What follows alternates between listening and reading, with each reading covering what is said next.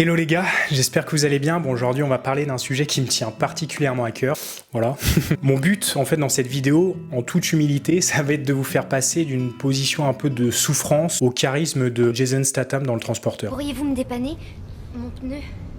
Désolé, j'ai un rendez-vous. Plus sérieusement, c'est un sujet qui m'a fait beaucoup souffrir quand j'étais plus jeune. Pour moi, c'était absolument inenvisageable de perdre de mes cheveux, enfin d'être comme ça. Et aujourd'hui, je suis tellement bien comme je suis, enfin je m'en veux même presque de m'être pris autant la tête pour des conneries comme ça. Dans cette vidéo, je vais revenir sur tout mon parcours calviesque, du moment où je m'en suis rendu compte, ou plutôt où les autres m'ont fait remarquer que, jusqu'à l'acceptation. Je pense qu'on est sur un cycle comme ça, from déni to acceptation, donc let's go. Je me rends compte que j'ai perdu mes cheveux assez tôt, j'étais en train de regarder mes photographies du passeport, et pour les plus pointus d'entre vous, on voit que voilà, les golfs, ils commencent à se clairsemer. Au début, tu t'en rends pas forcément compte, on a quand même beaucoup de cheveux, donc voilà, le temps que tout se barre, t'as quand même quelques années. Bon, on va pas se mentir, t'as quand même quelques remarques. Oh, mais tu perds tes cheveux, toi. Ah, mais t'es sûr que tu perds pas un peu tes cheveux et tout?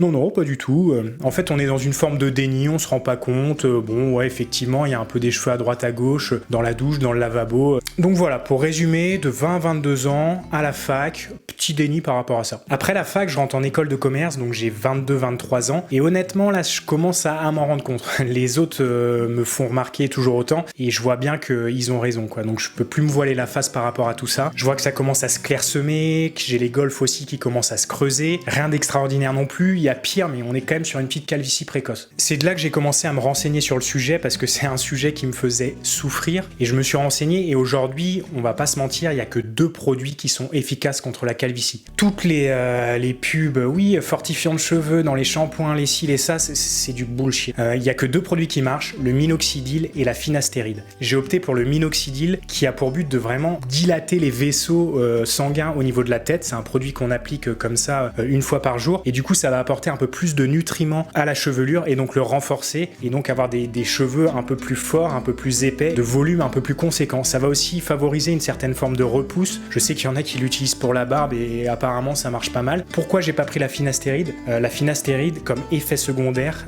on peut plus bander. Enfin, je dis on peut plus bander. C'est un des risques. Donc j'avais pas du tout envie de prendre ce risque-là. C'est cool, hein, tu sers des meufs, mais tu peux pas bander, quoi. Plus sérieusement, il y a des effets secondaires par rapport à ce type de produit. J'en fais pas l'apologie. J'ai utilisé ça pendant 1 an et demi, 2 ans, mais il faut bien se renseigner. N'hésitez pas à demander, à en parler au médecin. Enfin, il n'y a pas de honte à avoir par rapport à tout ça. Donc très important ce côté-là. Et donc comme je vous disais, j'ai utilisé ça pendant 1 an et demi, 2 ans, et honnêtement, ça a plutôt bien marché. J'ai eu pas mal de repousses, ça a maintenu le truc en fait. Mais il faut savoir, voilà, chose très importante, c'est que dès qu'on arrête ce produit-là, tout part en 1 mois. Donc le déclic qui m'a permis de tout raser, bon, vous voyez bien que ça s'est fait progressivement. Et j'étais à Londres pendant mon année de césure, j'avais 24 ans, année de dingue, bref, ça n'a aucun rapport avec la vidéo. Mais c'est important de le souligner. Et je me rends compte que je perds de plus en plus en densité. Et pourtant, j'ai une coupe assez longue, j'ai une coupe un peu à la l'homme pâle. Je me rappelle, une fois, j'avais rencontré une meuf, elle me passe la main dans les cheveux et tout, et elle me fait You're losing your hair. Ouais, je sais en fait, pas besoin de remuer le couteau dans la plaie.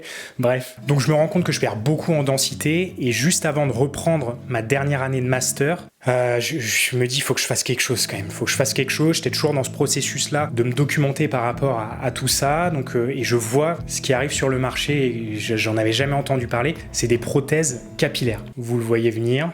On va pas se mentir, c'est une genre de perruque améliorée, mais maintenant ils font des choses très très bien. Bref, je teste ce truc-là, donc je me rappelle, on était en vacances, on était à 2-3 semaines de la reprise des cours, et je me dis, bon, je vais tester ça, si ça se voit, si j'aime pas, j'enlèverai, etc. Donc je teste ça, je me rase que le haut, parce qu'il faut savoir qu'il faut, enfin, ça fait coupe un peu chaussée au moine, faut raser que le haut. Je me mets la truc, je sais même pas comment ça s'appelle, ouais, la prothèse, et j'ai de la chance, ma mère est coiffeuse, donc elle me fait tous les raccords, parce que voilà, le truc arrive assez long. Mais ça tient bien, honnêtement, ça fait l'illusion, etc.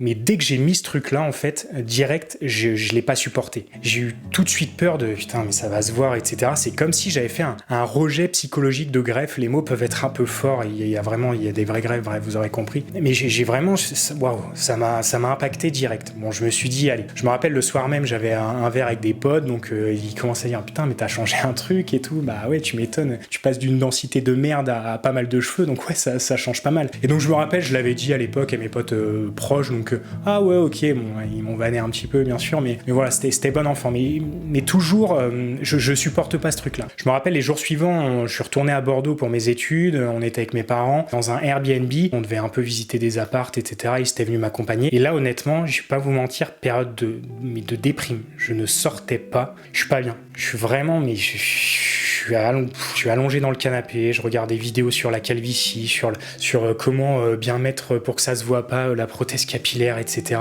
Ouais, je suis période vraiment sombre et tout, je le vis hyper mal. Je me rappelle, j'avais perdu l'appétit, j'étais vraiment très mal, quoi. Je me rappelle un soir, c'est là où tout a basculé. Mes parents sont allés manger, ils m'ont proposé d'aller manger, je dis non, j'étais vraiment mal et tout, quoi. J'étais en déprime, mais vraiment, les mots sont vrais, quoi. Et ce soir-là, je regarde quelques vidéos, pareil, et je tombe sur 2-3 vidéos où il y a des mecs qui disent j'ai rasé, ça m'a fait du bien, plus personne m'a cassé les couilles, ça m'a libéré. Et je me dis, allez, de toute façon, je supporte pas le truc, ça fait 3 jours, je suis en PLS, let's go.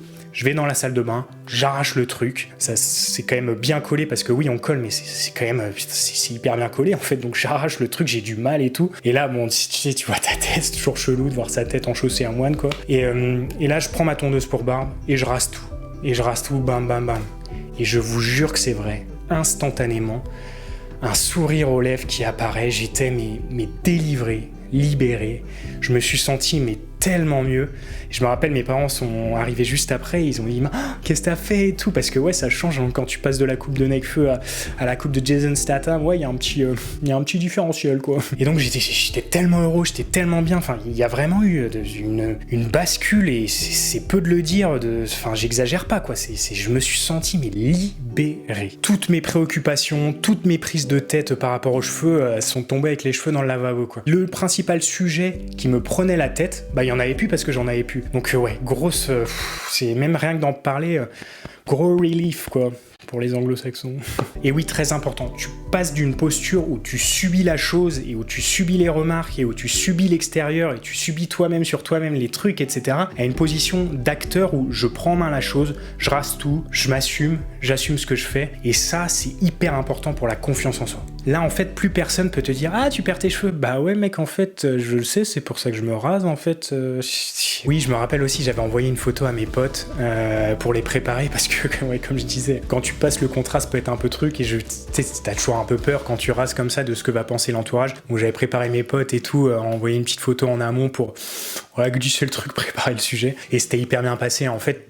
On se rend compte que les gens, oui, au début, ils vont te dire ah putain, je t'avais pas reconnu, putain. Et en fait, moi, ça m'avait tellement libéré que je m'en foutais, quoi. Je renvoyais de la confiance, je pense, et de l'acceptation et tout. Donc, très vite, les autres, ils s'y font, il n'y a aucun souci par rapport à ça, quoi. Et dernier point par rapport à ça que je voulais évoquer avec vous, c'est que vraiment, le fait de m'avoir rasé les cheveux, ça m'a permis de vraiment prendre confiance en moi. J'ai jamais été aussi confiant, entre guillemets, par rapport à ça. Ça m'a enlevé un souci énorme. Avec les filles, ça s'est jamais autant bien passé. Je pense que on pense souvent, bref, c'est un autre sujet, mais le physique, le style, mais l'attitude, la confiance, c'est très très important dans les relations interpersonnelles. Tous les secteurs, et notamment dans le secteur de la séduction, etc., c'est d'être bien dans ses baskets, fin de l'histoire. Bon, on va pas se mentir non plus, j'ai quand même de la chance que ça m'aille. Il n'y a que Mai qui m'aille. Il y a des personnes chez qui ça va un peu mieux que d'autres, mais ce que je veux dire à travers cette vidéo, c'est que vraiment, il y a des solutions pour tout le monde, personne n'est seul,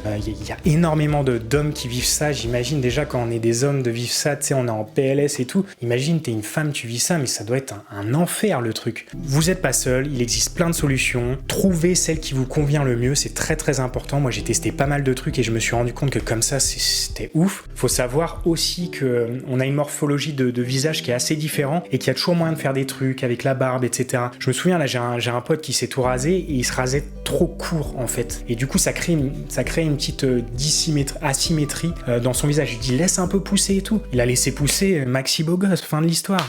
ciao, emballer c'est pesé quoi. Donc voilà, pour résumer, vous n'êtes pas seul, gardez espoir. Il y a la greffe aussi, c'est un petit budget mais les prix ont considérablement baissé, je crois que c'est divisé par 2 maintenant, les cliniques à Paris, avant c'était 10K, maintenant c'est 5000. Vraiment, il existe pas mal de solutions. La Turquie aussi, je sais que ça s'est pas mal développé de ce côté-là. Ce qu'il faut, c'est vraiment faire attention, choisir les bons trucs, ne pas hésiter à mettre le prix. Par exemple, pour la greffe, si on enlève tous les cheveux de derrière pour les mettre dessus, on n'a plus de cheveux derrière. En fait, on a tendance à croire qu'on garde les cheveux derrière, mais non, c'est juste, on prend un cheveu, il est perdu sur cette zone-là, et on la remet sur cette zone, quoi. Donc il faut trouver des bons spécialistes qui connaissent bien le sujet, faire très attention, se renseigner. Pareil sur les produits comme le minoxidil et la finastéride, faire attention, demander à un médecin. La santé, c'est primordial. Je veux dire, on va pas se mettre en danger même si on souffre par rapport à la calvitie, quoi. Donc voilà, j'espère que ça vous a plu. Je trouvais que c'était important d'en parler comme sujet. C'est un sujet qui m'a pris la tête pendant de nombreuses années, notamment quand j'étais jeune, et dans une période où tu te construis où c'est pas évident. Donc perdez pas la foi, on est là, il existe des solutions